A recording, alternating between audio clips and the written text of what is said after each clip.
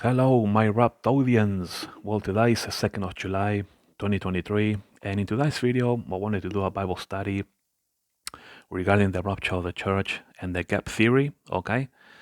Now, I wanted to do this video because in some circles of Christian Bible scholars, they believe in the doctrine of the imminency of the rapture of the church, okay? And on one hand, they tell you that the rapture of the church can happen at any moment, right? Because they believe on the imminency.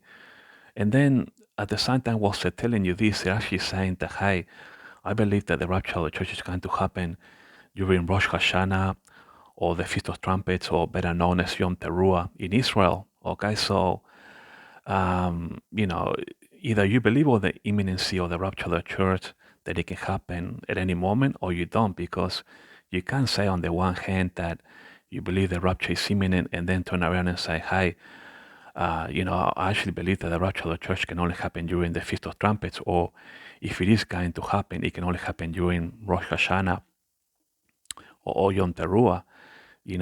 That is hypocrisy, folks. Either you stick with one or the other, okay? And, I'm also going to be talking about, this gap theory as well, because just recently, right, on YouTube, then I was watching this YouTube channel here, Prophecy Watchers. Okay, now many of you Christians subscribe to many channels or Christian channels, if you like, and Prophecy Watchers is a very popular YouTube channel out there. I'm pretty sure that most of you know this channel or have watched it before. And I want to talk in particular about this video here, okay? This video here is titled, Is There a Rapture Gap? By Mondo Gonzalez, Eli Marzulli, Billy Crone, and Bill Salos. Okay, now, I have a lot of respect for all these Bible scholars here, okay? But I do disagree with some of the doctrines, okay, especially regarding the rapture of the church. And also, they believe, Billy Crone and Bill Salus, they believe in a gap theory. I don't.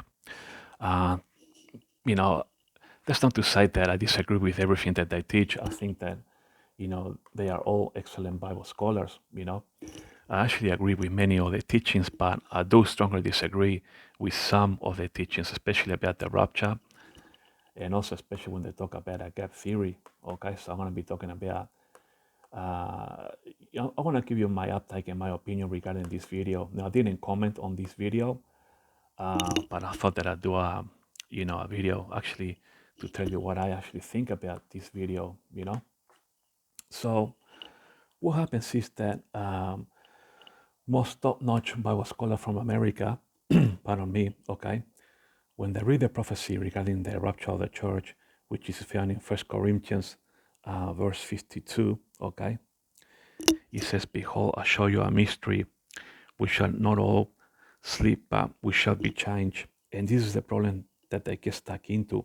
In a moment, in the twinkling of an eye, at the last trump. Now, the fact that it says here, in a moment, in the twinkling of an eye, then many of these top-notch Bible scholars from America, then they actually believe in the imminency of the rapture of the church and that it can happen at any moment, But what they fail to acknowledge, okay, is that the rapture of the church has two components. That's right. The rapture of the church has two components. The first one is, the prophecies that Paul kisses, okay, throughout his epistles about the rapture of the church, okay. That is one component. But guess what? The other component is that many of these top-notch Bible scholars miss out on regarding the rapture, the prophetic component. That's right. They forget that, we need to go through a series of end time Bible prophecies before we have the rapture of the church. And these end time Bible prophecies, they themselves teach that they will come to pass in the later years of the church age where we are now, before the rapture of the church. How so? Well, let me give you an example. Let us go to Ezekiel, okay, Ezekiel 38. Okay, bear with me because I'm holding my cell phone whilst at the same time trying to flick through the pages. Some are getting a little bit slippery. Okay, we got Ezekiel here. So if you go to Ezekiel 38, verse 8, it says here, after many days, those shall be visited in the later years. Okay, now I did a video on this recently. Whenever the Bible talks about later years or last days, it always refers to, at the end of the church age, because where are we now? In the later years or the last days of the church age. And this prophecy of Ezekiel 30 and 39, they will come to pass very soon, because even the geopolitical is telling us this right now, okay? So one component is, like I just told you, that, the pieces of Paul that tells us about the rapture of the church, but then these top-notch Bible scholars, okay, although they know about these end-time Bible prophecies, and they do teach about the end-time Bible prophecies, they completely disregard them, okay? And they said that, hey, forget about this Ezekiel and whatever. We're going to have the rapture of the church before any of this happens. In other words, before Ezekiel happens, or Ezekiel 38, before the Elam Bible prophecy, okay, if you're in Jeremiah chapter 39, verses 34 to 39, even before the third temple Bible prophecies. I did a video recently. Watch that. This is going to be an informative video for you guys. So this is the problem, folks. The problem is that these top-notch Bible scholars are completely disregarding the second component before the rapture, okay? Before the rapture, okay? Which are the end-time Bible prophecies. And they themselves teach that they will come to pass before the rapture. So, very clear, later years, okay? These are later years or last days end time Bible prophecies, and these are all needed to come to pass before the rapture of the church, because in which dispensation are we now in the end times, in the church age? So they're going to come to pass before the rapture of the church. And this is something that these top-notch Bible scholars, they just don't get it, unfortunately, And I'm pretty sure that they see my channel, or they have been recommending my channel, and they know what I think, because I'm the first person in the world who has deciphered the rapture of the church correctly. The first person in the world using all the end time Bible prophecies, as in, Isaiah 17.1, the Ezekiel prophecies in, of 38, 39, the Elam Bible prophecy found in Jeremiah 49, the third temple Bible prophecies, which these people don't include. These two, they don't know when the third temple is going to be rebuilt. Again, I'm a world first in this. I have 18 world first biblical decipherings. Many Bible scholars will have you believe, or they say, hey, we don't know when the third temple is going to be rebuilt. Hey, when you say we don't know, don't include me in your we. No, leave it at the we and say, I don't know, because I know when the third temple is going to be rebuilt. It's been prophesied that it's going to be rebuilt at the end of the church age. Okay, so if you go to Isaiah, okay, Isaiah, Micah prophesies this. I've already done a video, so I'm not going to keep this too long, but if you go to Isaiah chapter 2, okay, Isaiah chapter 2, okay, and it shall come to pass in the last days. Here we go again, last days or later years, that means at the end of the church age. So, I've done several videos regarding this third temple Bible prophecies, and I'm the first person in the world to have deciphered that the third temple will be built at the end of the church age. But the rapture of the church then is going to be sequential, okay? It's not like the rapture of the church, like these people say it's imminent and then it can happen at any moment. I just told you at the beginning of the video that the rapture of the church has two parts to it. One, the epistles of Paul, okay? And number two, the end time Bible prophecies, like in Isaiah, Ezekiel, and so on, okay? It's almost like, let me give you an example, okay? Now, you know how in Jeremiah, okay, so if you go to Jeremiah chapter 30, verse 7, okay, you know how it says, alas, for that day is cried, so that none is like it. It is even the time of Jacob's trouble, but he shall be saved out of it, okay? Now, look what it says here, but he shall be saved out of it. Now, he's saying, he's not saying that all will be saved out of it, but there is a remnant that will be saved out of it, okay? And Zechariah actually tells us that a third of the Jewish people that go through the tribulation period will be saved. So it's not all will be saved, only a remnant, okay? So if you go to Zechariah, okay, bear with me, I got a page marker here somewhere.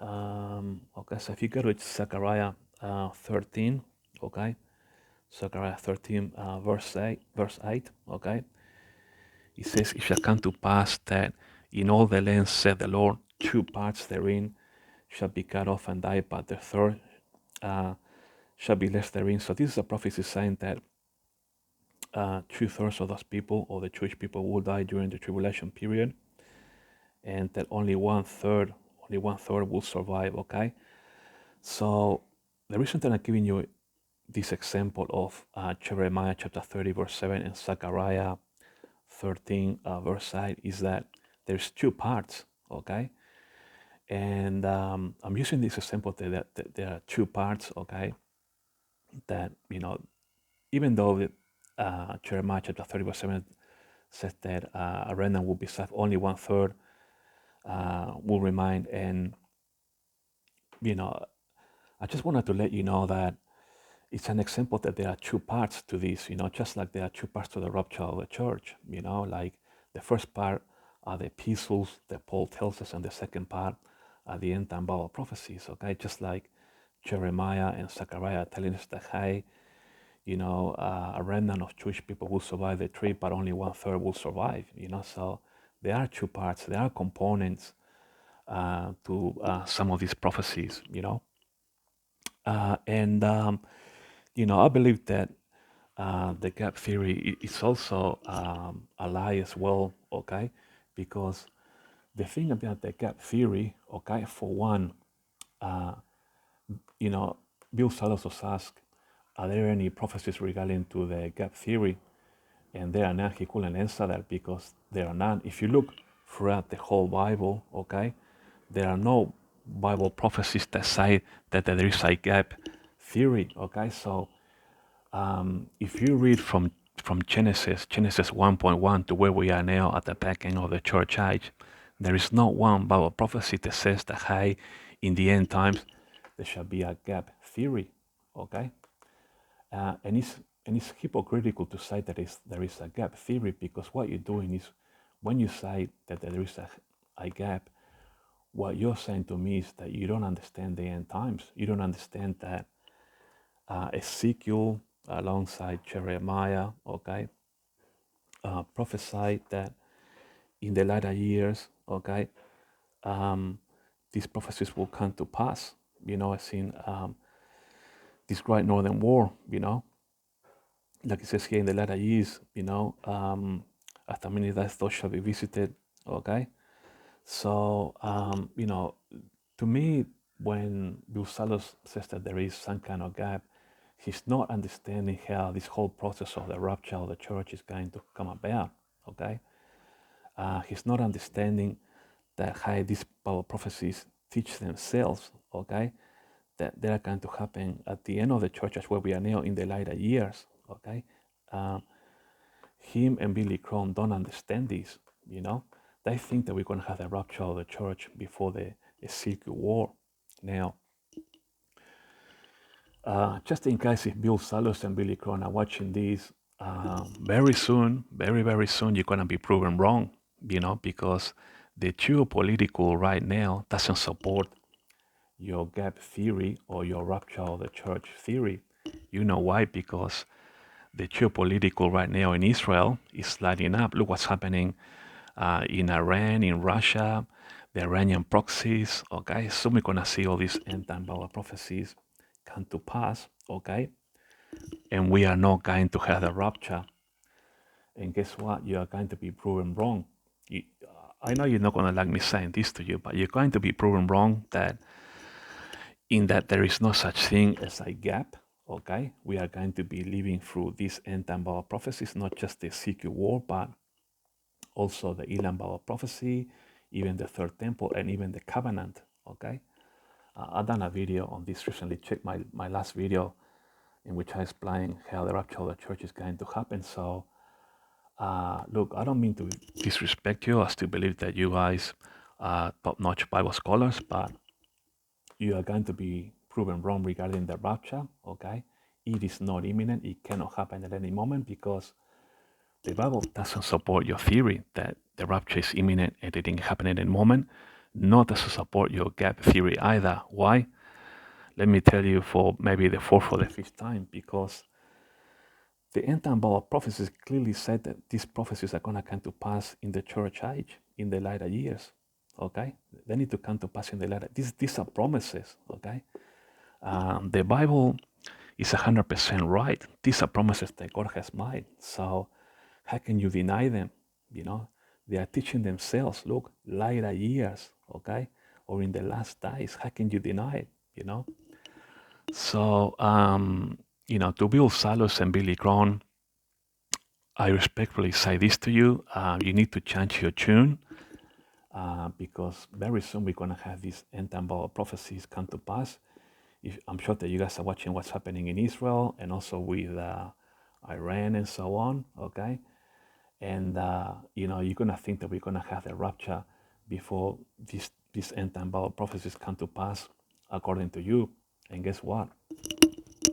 We are going to go through these end time Bible prophecies and you're going to be proven wrong. And you're going to know that the rapture of the church is not imminent. It cannot happen at any moment. And that there is no such thing as a gap theory, because anyone that says that there is a gap theory, okay, is actually lying to you, okay?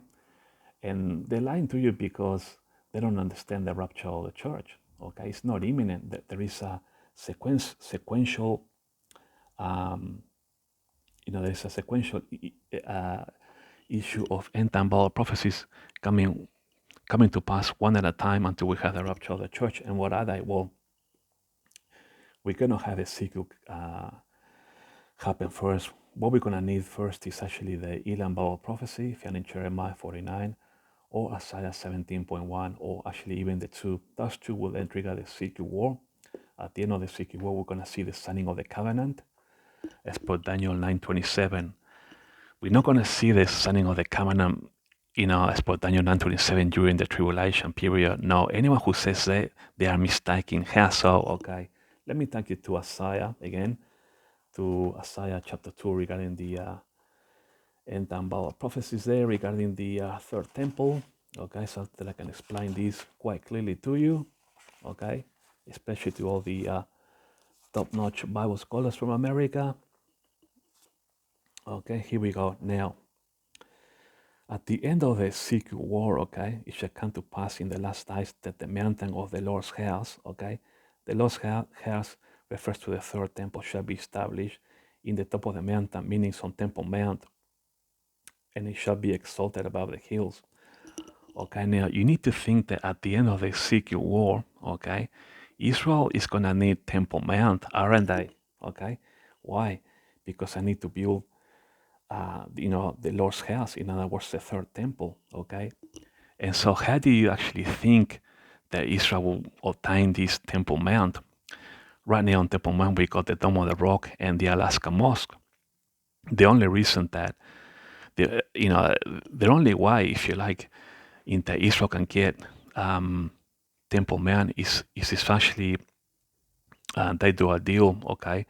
I already told you that, the Antichrist is going to help Israel formulate a deal with the Palestinians so that the Palestinians can get Judea and Samaria, better known as the West Bank. And Israel would then get Temple Mount to build the third temple. Otherwise, if Israel doesn't get the Temple Mount, they cannot rebuild the third temple. Okay? So you clearly need to understand that the covenant, as per Daniel 9:27, would be signed, at the end of the Ezekiel war, so that Israel can get Temple Mount to rebuild the third temple, so that this Bible prophecy here can come to pass. Okay? Now, what's going to happen once Israel rebuilds the third temple? Okay? You will think that once you got a building, okay, it has to be inaugurated. Okay? So you got a building that needs to be inaugurated. Now, we're talking about a big time building. We're talking about the third temple. This is huge. This is biblical, okay? And you will then have to think that it has to be inaugurated, right? Just like any building, especially this is going to be a major building, okay? It's going to be inaugurated. And so you would then have to think that the top rivals will have to present it to the Messiah, okay? Now, we know what that means. We Christians know what that means. But just to keep this video respectful, then, you know, when Israel's Messiah, if you like, comes out, then he clearly needs to say that, hey, you know, Israel has signed all these peace deals, if you like, with all these other partners, all these other countries, and that formula is the covenant as per Daniel 9:27. When that happens, it triggers two prophecies. Okay, it triggers 2 Thessalonians chapter 2, verse 3, that the man of sin comes out.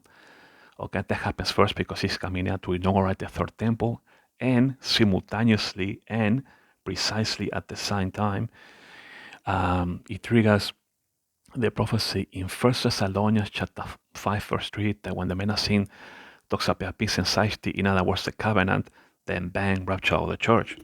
And this is the whole plan, folks. I've been telling you this for a long time. So there is no such thing as a doctrine of the imminency of the rapture of the church. Okay, there is no such thing, because anyone who says that there is, a doctrine of the imminency of the rapture of the church, then what you're doing is ignoring the end time Bible prophecies. You're saying, hey, who cares about all these? They don't exist.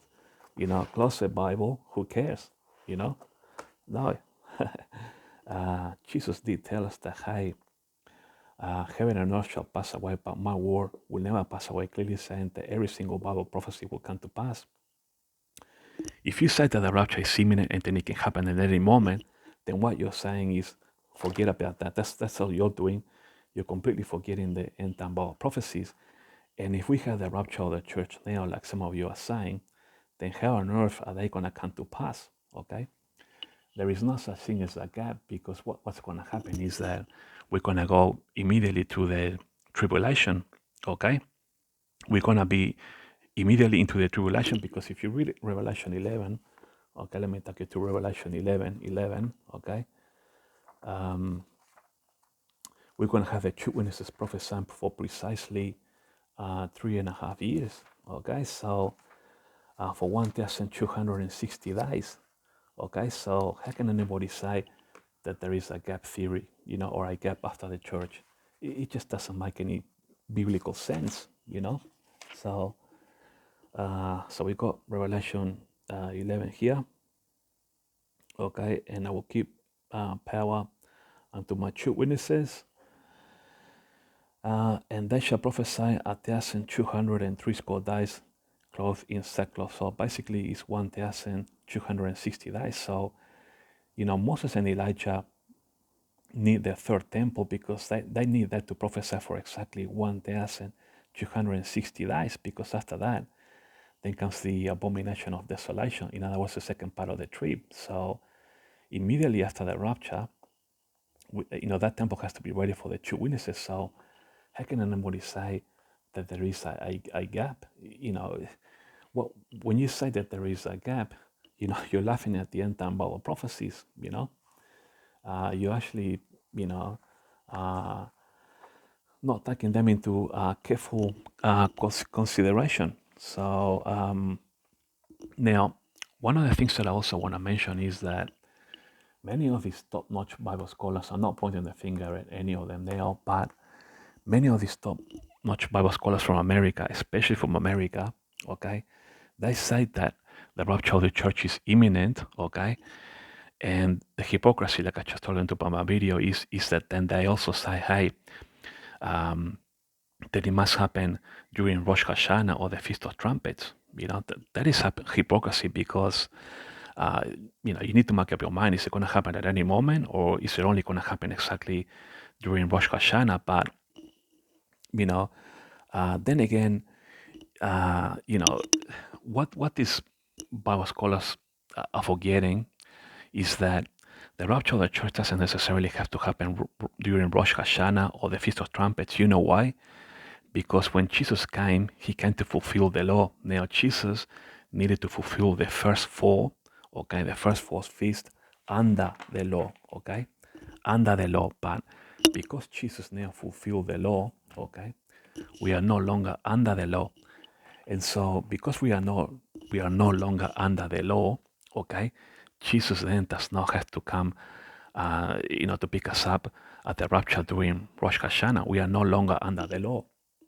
And what you're forgetting is that we don't know exactly when the rapture of the church is going to happen because, until Israel's rebuilt the third temple, we're not going to know. One of the things that we will know pretty much, I wouldn't say exactly, but pretty much thereabouts, is exactly when Israel finishes the third temple, because once that temple is finished and is ready to be inaugurated, that's a pretty good time when we can kind of like safely say, hey, we are now going to have the rapture of the church very soon.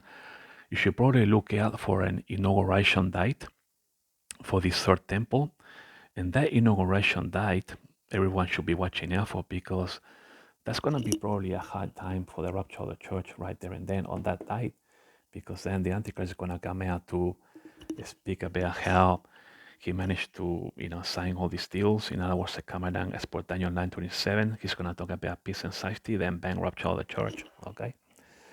So, can I just remind top-notch Bible scholars from America that we are no longer under the dispensation of the law, okay?